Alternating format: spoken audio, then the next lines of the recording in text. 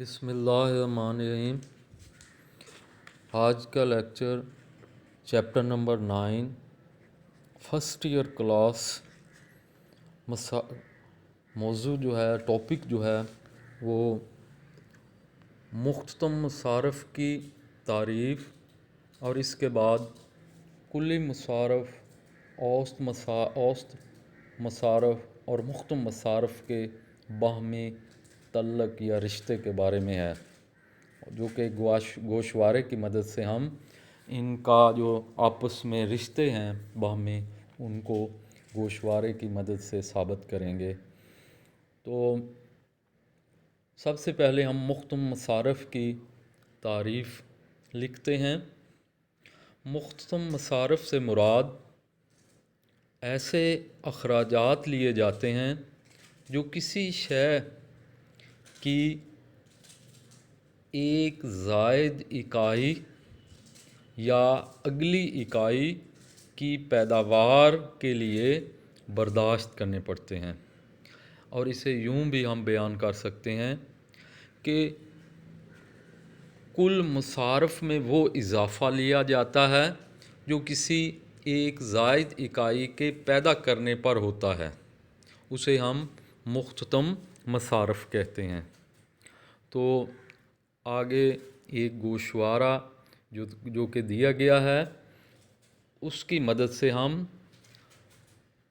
کل مصارف، اوسط مصارف اور مختتم مصارف کے باہمی رشتوں کو ظاہر کرتے ہیں۔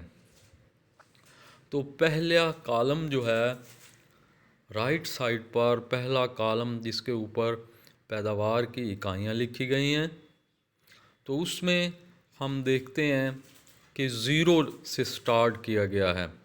0، پھر اس کے بعد پہلے کالم میں 1 ہے، 2 ہے، 3 ہے، 4 ہے، 5، 6، 7، 8، 9 اور 10 تک۔ تو 0 سے مراد اگر فرم کچھ بھی پیدا نہیں کر رہی تو پھر اس کے اخراجات کیا ہیں؟ تو ہم جانتے ہیں فکسڈ کاسٹ معینہ مصارف یہ ایسے مصارف ہوتے ہیں جو فرم بند ہو یا چالو ہو، ہر حال میں فرم کو برداشت کرنے پڑتے ہیں، جس میں مستقل ملازمین کی تنخواہیں، بجلی اور گیس وغیرہ کے اخراجات شامل ہیں۔ تو معینہ مصارف جو ہیں اگر فرم بند ہے، 0 پروڈکشن ہے، جیسا کہ پیداواری اکائیوں میں ہم نے 0 ظاہر کیا ہے، تو یہ معینہ مصارف جو ہیں یہ 20 ہیں، اور معینہ مصارف تبدیل نہیں ہوتے عرصہ قلیل میں۔ تو یہ فرم کچھ بھی پیدا نہیں کر رہی، یہ 20 ہیں۔ فرم 1 اکائی پیدا کرے تب بھی یہ 20 رہیں گے، 2 اکائیاں پیدا کرے تب بھی یہ 20 رہیں گے، اور اسی طرح اگر پیداوار بڑھتی چلی جائے، یہاں پر ہم پیداوار کی 10 اکائیاں ظاہر کر رہے ہیں، تو 10ویں اکائی پر بھی یہ 20 ہی ہیں۔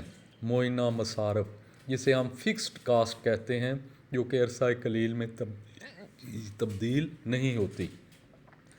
اس کے اگلے کالم میں، کالم نمبر 3 میں ہم دیکھتے ہیں متغیر مصارف، ویریبل کاسٹ اسے کہتے ہیں۔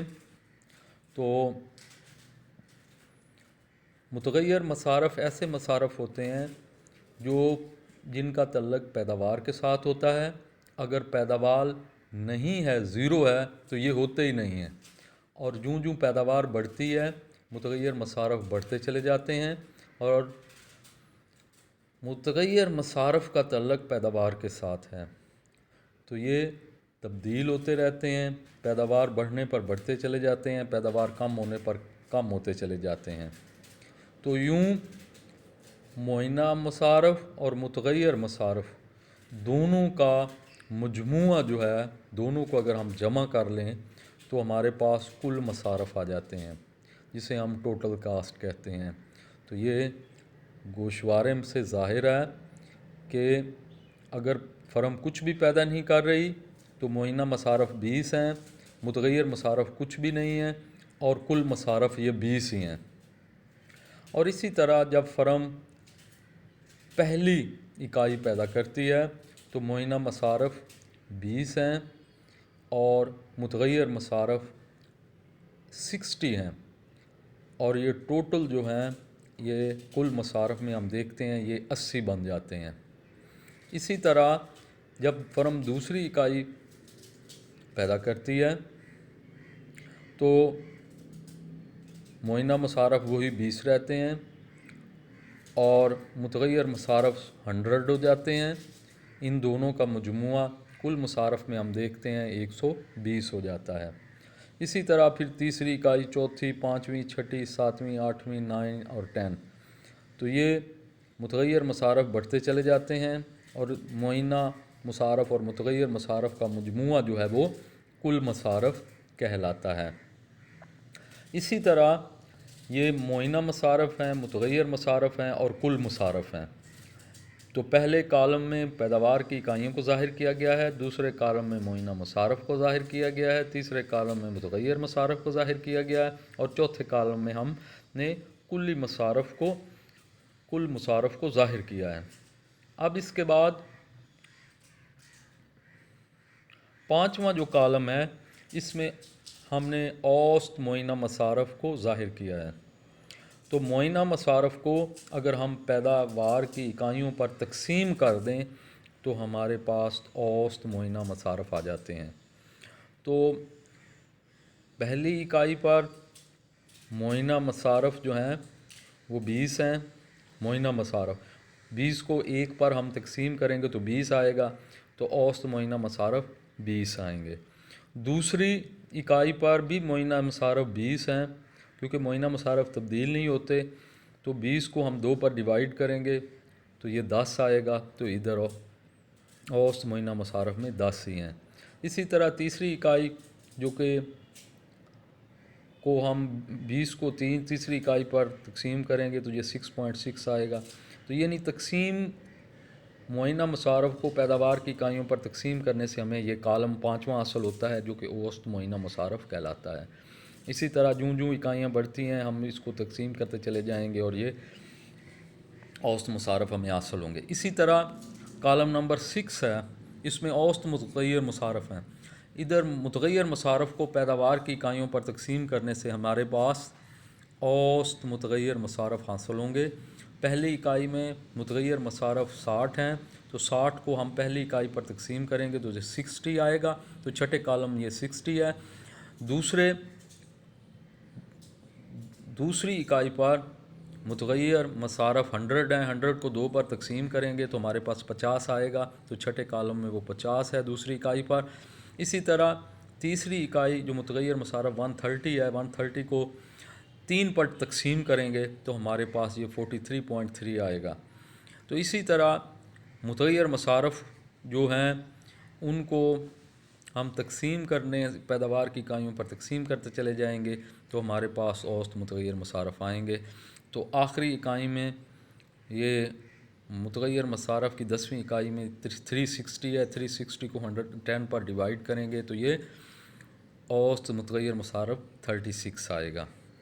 اسی طرح کل مصارف ہیں، کل مصارف کو ہم پیداوار کی اکائیوں پر تقسیم کریں گے تو ہمارے پاس اوسط کل مصارف ہمیں حاصل ہو جائے گا۔ تو اوسط کل مصارف جو ہے، کل مصارف پہلی اکائی پر 80 ہیں، 80 کو 1 پر تقسیم کریں گے تو 80 آئے گا، تو اوسط کلی مصارف جو کہ 7واں کالم ہے اس میں 80 ہے۔ دوسری اکائی پر یہ کل مصارف بڑھ کر 120 ہو جاتے ہیں، 120 کو 2 پر تقسیم کریں گے پیداوار کی اکائیوں جو دوسری ہے تو یہ 60 آنسر آئے گا، تو یہ 7ویں کالم میں دوسری اکائی کے سامنے 60 ہے۔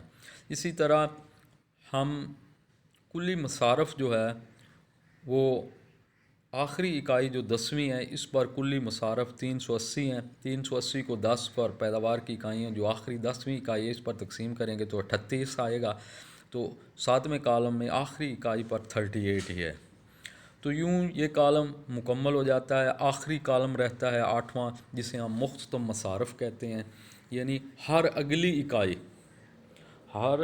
اکائی میں جو تبدیلی آئے گی، ہر اگلی اکائی پر جو تبدیلی آئے گی اس کو ہم، یعنی اگلی اکائی ایک زائد اکائی کو پیدا کرنے پر جو تبدیلی آئے گی کل مصارف میں اس کو ہم مختتم مصارف کہتے ہیں۔ تو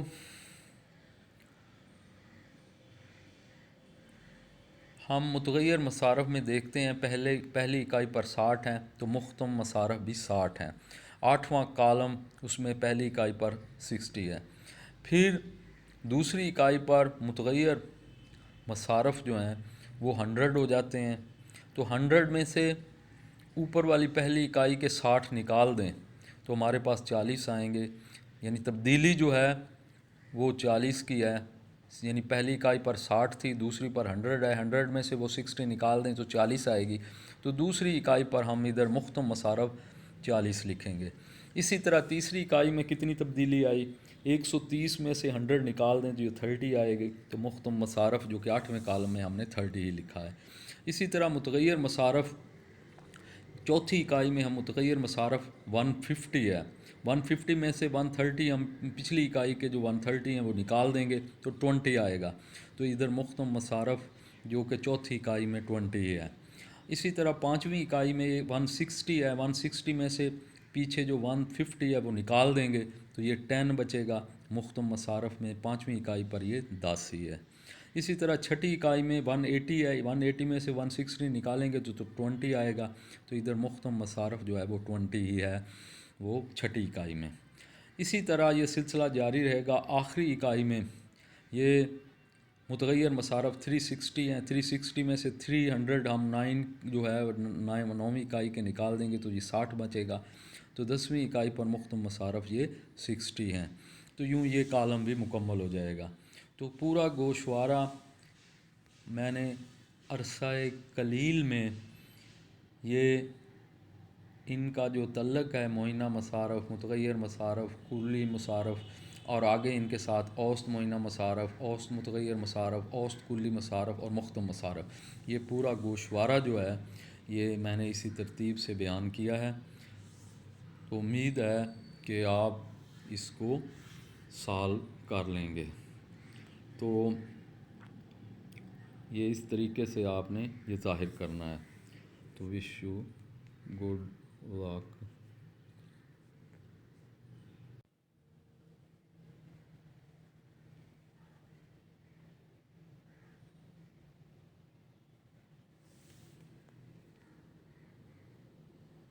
بسم اللہ الرحمن الرحیم.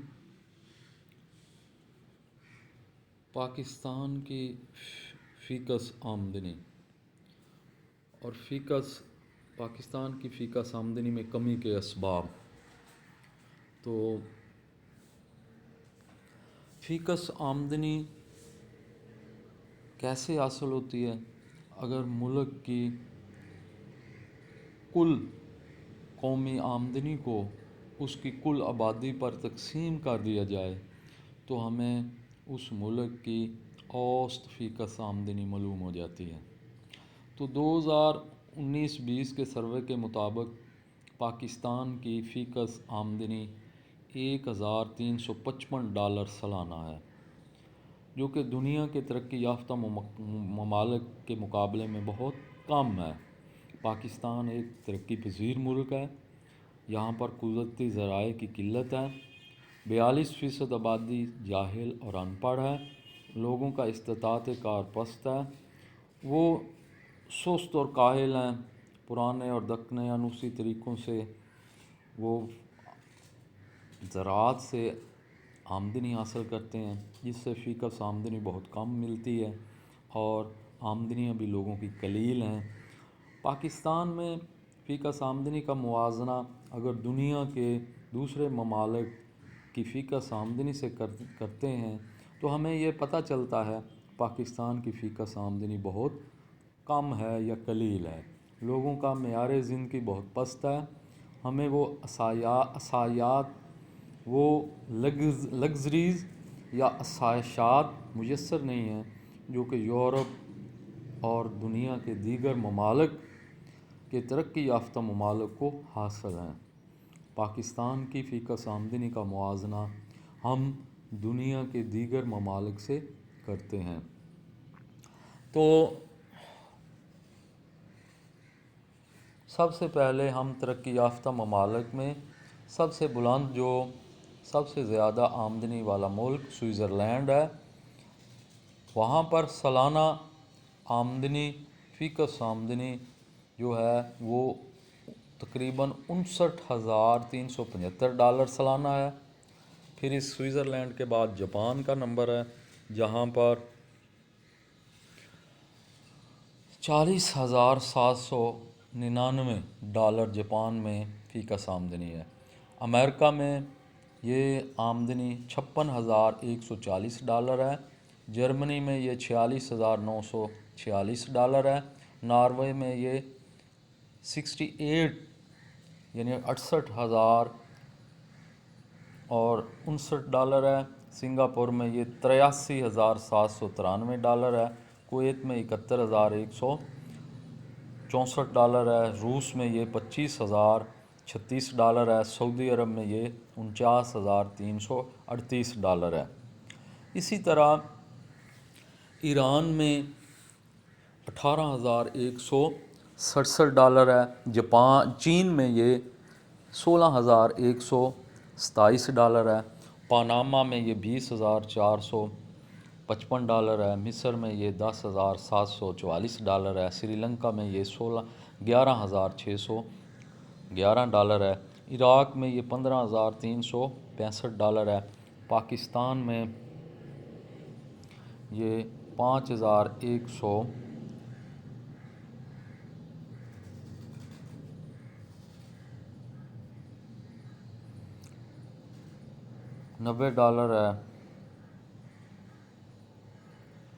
اور اسی طرح انڈیا میں یہ 6,629 ڈالر ہے۔ بنگلہ دیش میں یہ 4,057 ڈالر ہے۔ نیپال میں 2,748 ڈالر ہے۔ روانڈا میں یہ 1,959۔ سوڈان میں یہ 3,962۔ ایتھوپیا میں 1,782۔ مالی میں یہ 1,965۔ یمن میں 1,433۔ یوگنڈا میں 1,752۔ شام میں یہ 2,725 ڈالر ہے۔ یہ انسانی ترقیاتی رپورٹ 2019 کے مطابق ہے۔ اس کے بعد فی کس آمدنی میں کمی کے اسباب کیا ہیں؟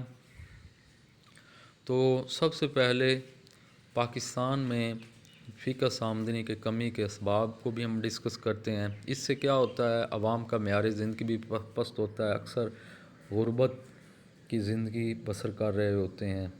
تو یہاں پر نمبر فرسٹ یہ ہے کہ قدرتی ذرائع کی کمی ہوتی ہے۔ تو پاکستان میں قدرتی ذرائع کی قلت ہے۔ ہمارے ہاں کوئلہ، لوہا اور پٹرول بہت کم مقدار میں نکلتا ہے۔ ہم ہر سال کروڑوں روپے کا زر مبادلہ ان ذرائع کی درآمد پر خرچ کرتے ہیں۔ کوئلہ اور لوہا کسی ملک کی معاشی ترقی کے بنیادی عوامل ہیں۔ پاکستان میں بہت کم رقبہ پر جنگلات ہے۔ ماہرین کے مطابق کل رقبے کا 25% پر جنگلات ہونا ضروری ہیں۔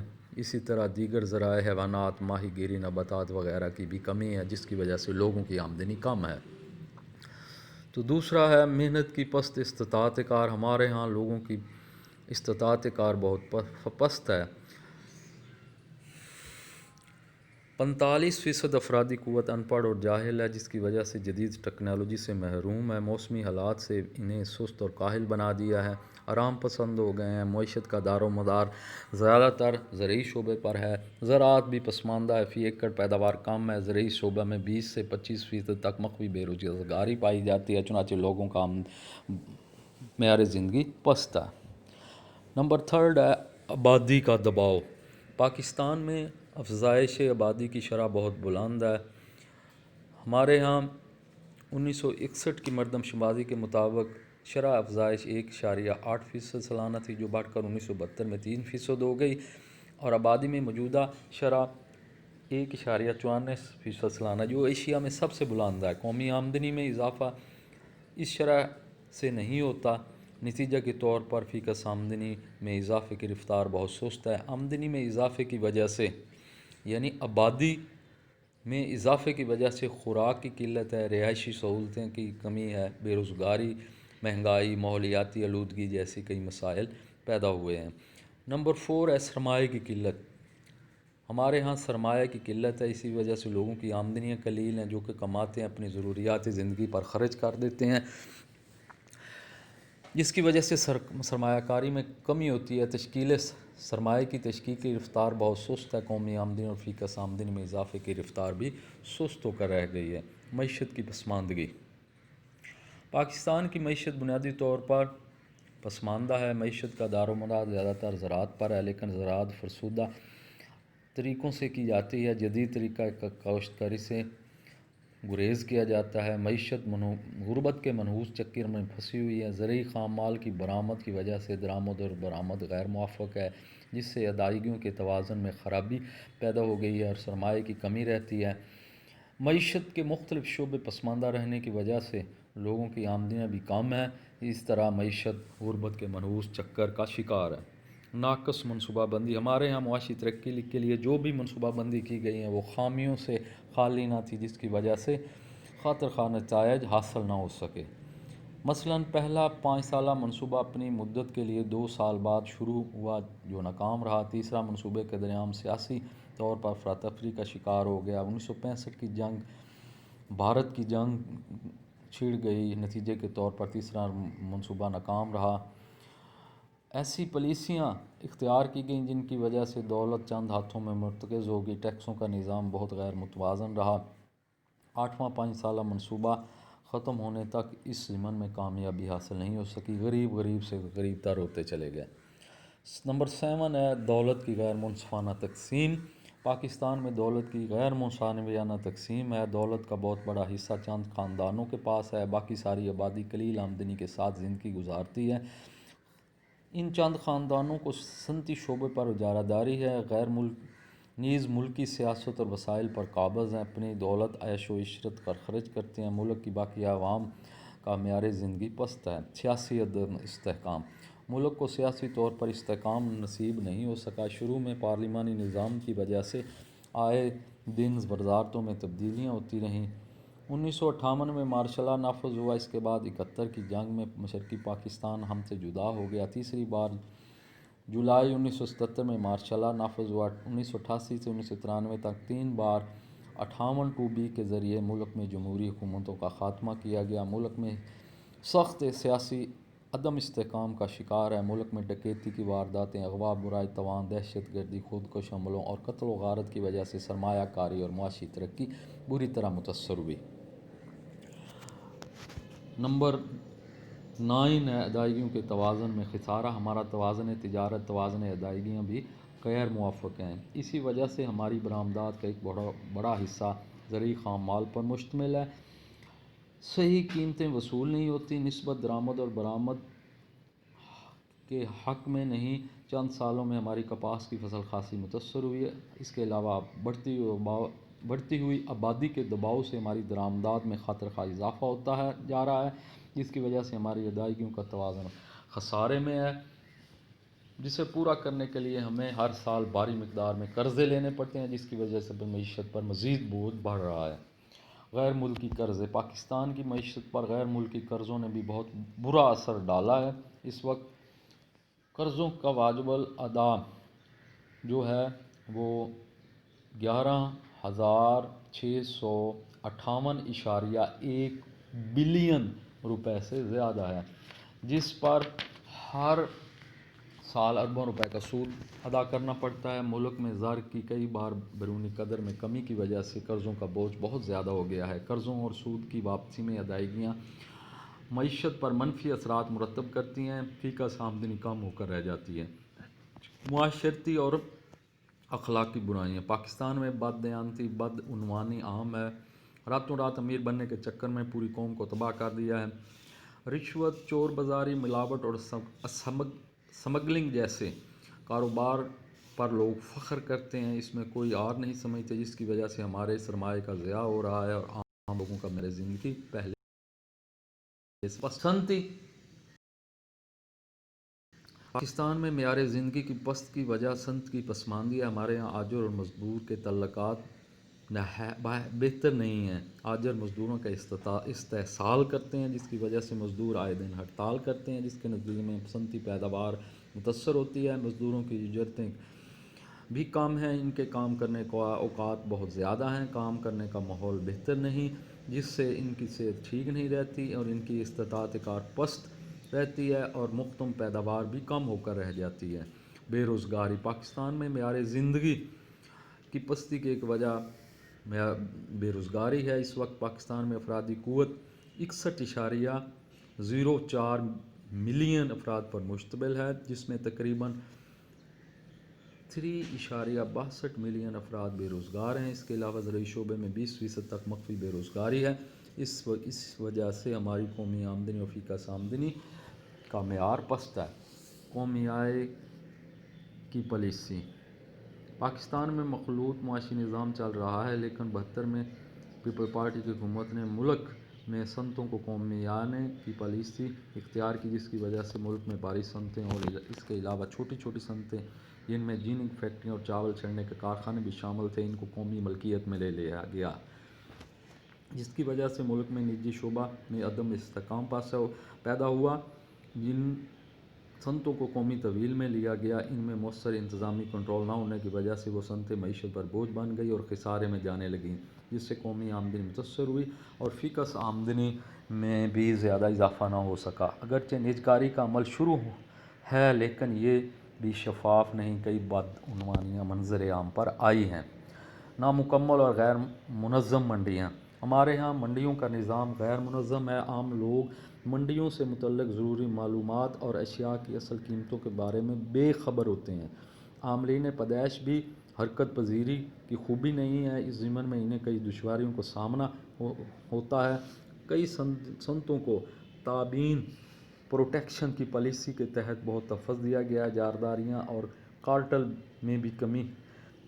کارٹل میں قیمتوں میں اضافے کا سبب بنے ہیں۔ عام لوگوں کی آمدنیاں کم ہوتی ہیں، اشیاء کی قیمتیں بازار میں زیادہ ہوتی ہیں، جس کی وجہ سے ان کا معیار زندگی پست ہوتا رہتا ہے۔ زرعی شعبے پر انحصار پاکستان کی 45% حصہ آبادی بالواسطہ یا بلا واسطہ زرعی شعبے پر انحصار کرتی ہے۔ زراعت کا انحصار زیادہ تر موسمی حالات اور قدرتی حالات پر ہوتا ہے۔ سیلاب، خشک سالی، بارشوں کی کمی زرعی شعبہ میں پیداوار کی کمی کا باعث بنتی ہیں۔ یہ شعبہ غیر مستحکم ہوتا ہے، لوگوں کی آمدنیاں بھی کم و بیش ہوتی رہتی ہیں۔ بدعنوانی پاکستان میں بدعنوانی ہر سطح بڑھتی جا رہی ہے۔ ہمارے بہت سے فیصلے ملکی مفاد کی بجائے ذاتی مفاد پر منحصر ہوتے ہیں، جس کی وجہ سے محنتی اور دیانتدار افراد کی حوصلہ شکنی ہوتی ہے اور وہ مایوس ہو کر رہ جاتے ہیں۔ ملکی ترقی میں وہ اپنا کردار ادا نہیں کر سکتے، جس کی وجہ سے اہل ہوتے ہیں، جس کی بدولت قومی پیداوار پر منفی اثرات مرتب ہوتے ہیں۔ تو یہ سیکنڈ